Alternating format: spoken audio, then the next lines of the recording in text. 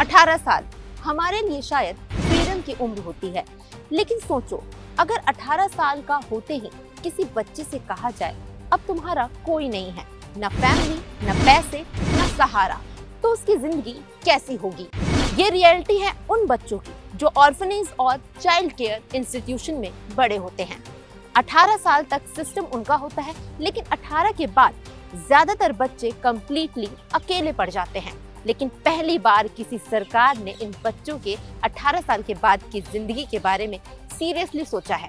Child care centre, in child care centre में वो लोग रहते हैं जिनके अपने माँ बाप नहीं होते, सरकार की गार्जियनशिप में ही रहते हैं और हमारे सरकार के ही बच्चों के नाते हम उन्हें पालते हैं। 10 मई 2026 मदर्स डे के दिन दिल्ली की बीजेपी सरकार ने लॉन्च किया after care scheme for young person. और सच में मदर्स डे पर इससे बेहतर मैसेज शायद हो ही नहीं सकता था, क्योंकि जिन बच्चों के पास माँ बाप का सहारा नहीं है उनके लिए सरकार ने खुद सपोर्ट सिस्टम बनने की ठानी है।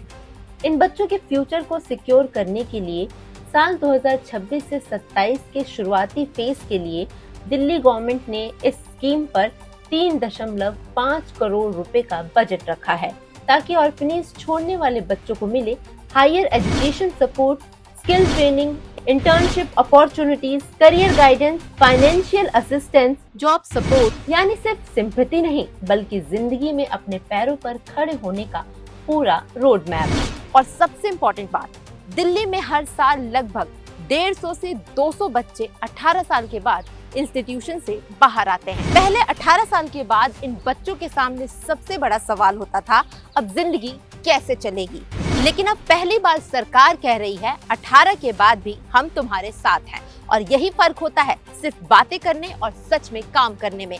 सालों तक अपोजिशन पार्टीज गरीबी और सोशल जस्टिस पर स्पीच देती रही, लेकिन क्या कभी किसी ने इन बच्चों के 18 साल के बाद के फ्यूचर की बात की? क्या किसी ने उनके लिए एजुकेशन, मेंटोरशिप, जॉब सपोर्टर और स्ट्रक्चर सिस्टम बनाया? नहीं। बीजेपी की पॉलिटिक्स आज सिर्फ इलेक्शन वाली पॉलिटिक्स नहीं है, ये फ्यूचर बनाने वाली पॉलिटिक्स है। क्योंकि डेवलपमेंट इंडिया सिर्फ मेट्रोज और हाईवे से नहीं बनेगा, बल्कि तब बनेगा जब सोसाइटी का सबसे अकेला बच्चा भी बोले हाँ अब मेरा फ्यूचर सिक्योर है। और इसी वजह से आज का जेन ज़ी सिर्फ प्रॉमिस नहीं, रियल इम्पैक्ट देखता है।